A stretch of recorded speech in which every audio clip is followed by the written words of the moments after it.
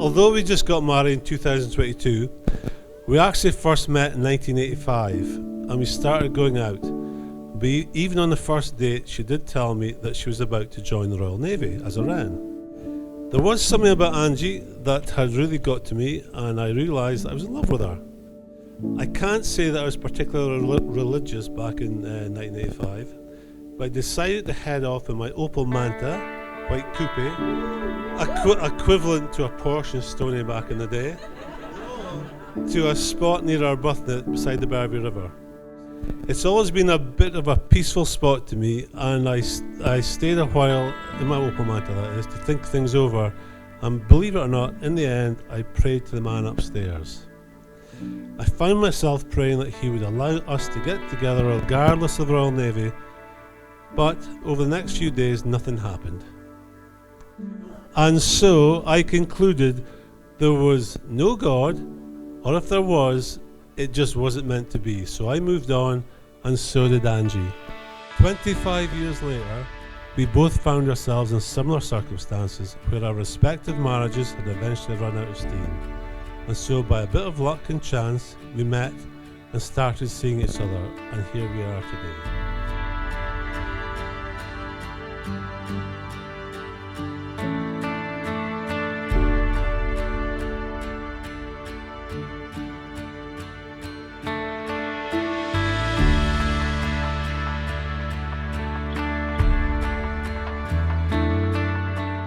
Does God exist? Yeah, maybe. Maybe he did answer my prayers, but he was just working on a different timescale to me, which of course is his prerogative. And maybe 5 other people were meant to be born first before this was allowed to happen. Namely, Jamie, Alec, Stephanie, Sam and Holly. So no pressure on you 5. Anyway, I'm going to believe God exists and he answered my prayers. And so, my last toast will be to Angie. Please raise your glasses, my wonderful and beautiful wife, who I love so much, Angie.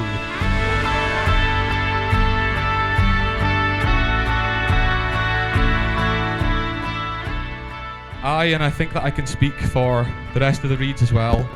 I feel very welcomed, and I truly hope that Angela, Alex, Jamie, Jeanette and Alan and all the rest of the McGregors feel just as welcomed and loved by us Reeds.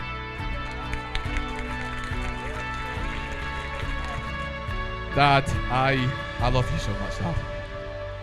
You really are my superhero. Religion and beliefs aside, all that I'm sure of today is that I've got the God of my world right here. I hope that you know, Dad, how much I love and admire you, and I hope that you take my life as the biggest compliment that I could give to you, because I consciously make every decision based off of what would my dad do.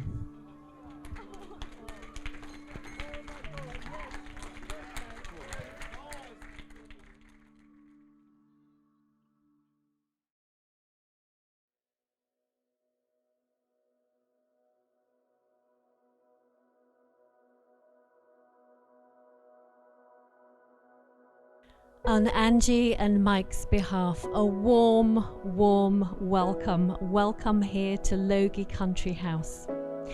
Thank you all for being part of this special wedding weekend. Angie and Mike are really grateful to have you all with them for this relaxed and informal ceremony, and wherever you have come from, thank you for traveling.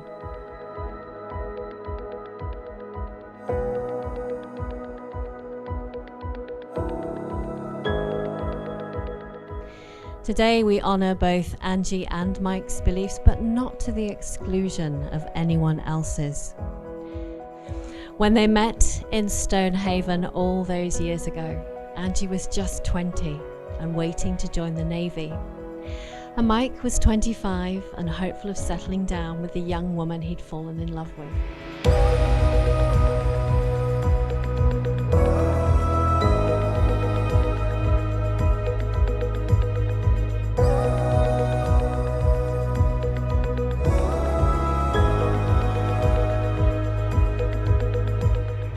Happiness in marriage is not something that just happens. A good marriage must be created. In the art of marriage, the little things are the big things. It is never being too old to hold hands. It is remembering to say, I love you, at least once a day. It is not only marrying the right partner, it is being the right partner. It is discovering what marriage can be at its best.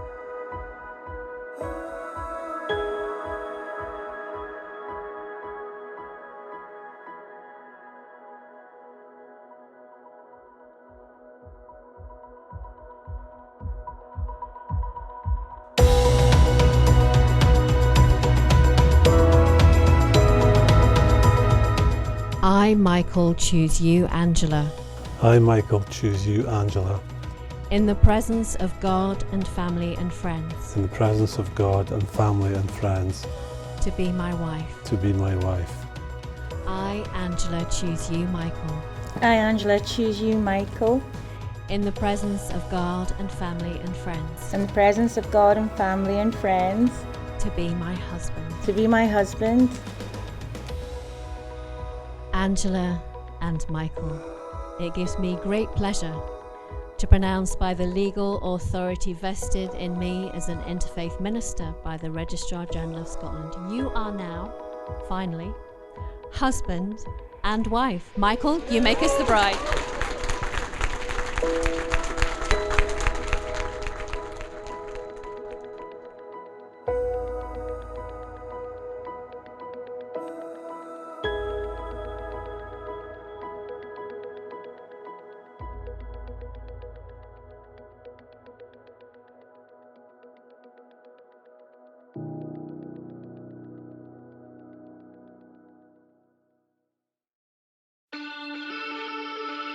Dad, you're a lucky man. You'll be leaving Logie House tomorrow with a loving, warm and kind wife.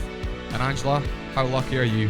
You'll be leaving Logie House tomorrow with a new dress and a stinking hangover.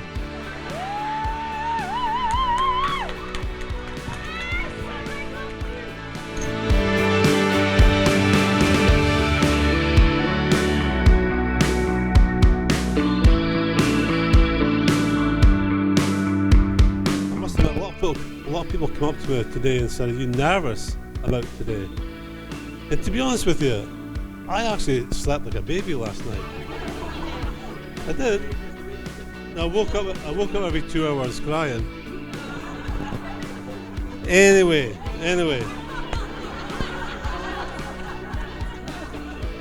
On behalf of my wife and I,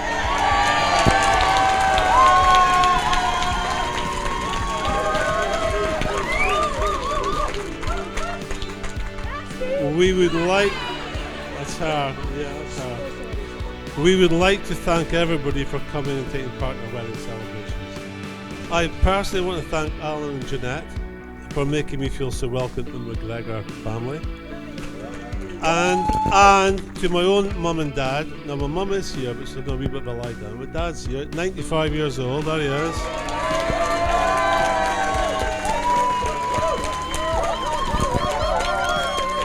And so I'm just so grateful that they're all here to see this happening.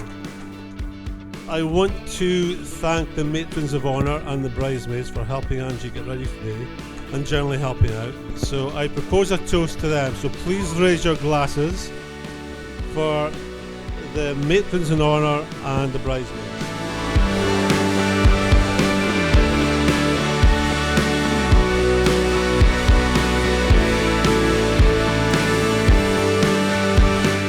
I feel honoured.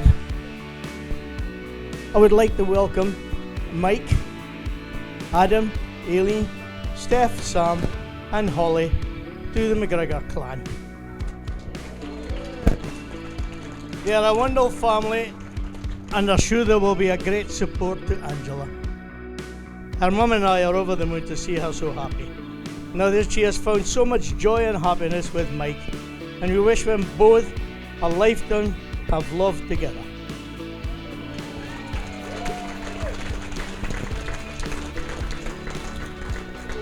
If they can last as long time as me and my wife has,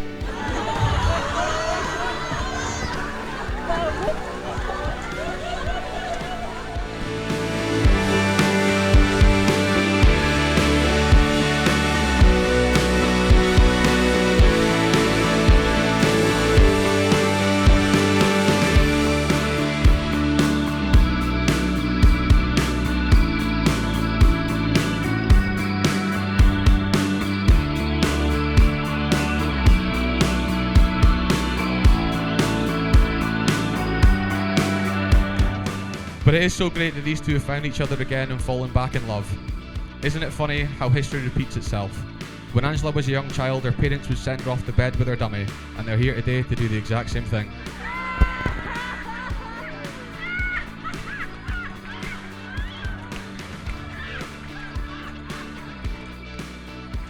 Angela, the first time that I met you, everything just felt right.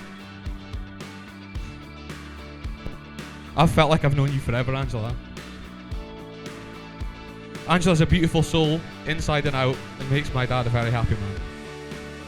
Angela's been through a lot, and she really does deserve a loving and caring husband. Thank God my dad got there before she found one.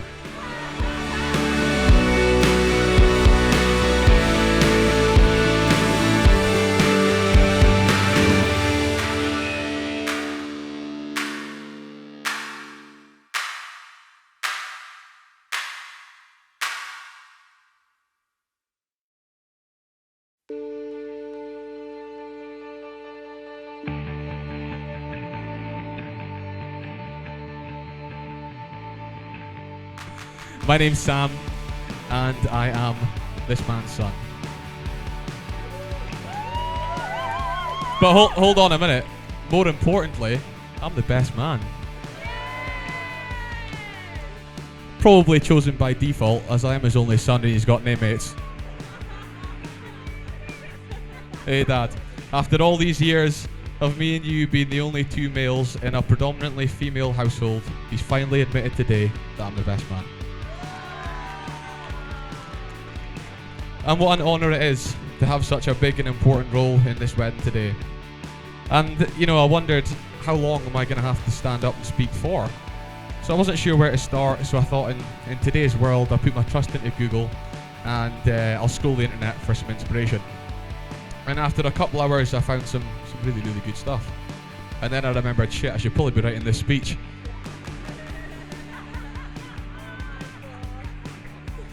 Now, one thing I did discover online, however, is that apparently the best man's speech should be the same length of time as it takes for the groom to make love. I've been going on for far too long.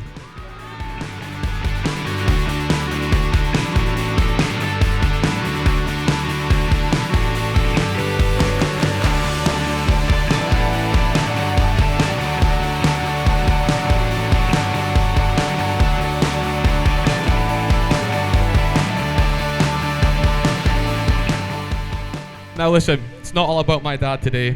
I must make comment on, and I'm sure everybody here would agree, how gorgeous the bride looks today.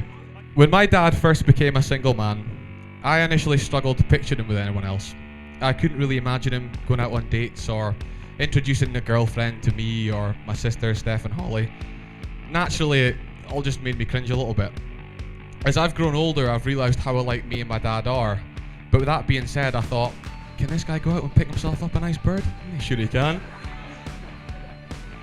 Something about his passion for quantum mechanics and the questionable fashion sense gave me initial doubts.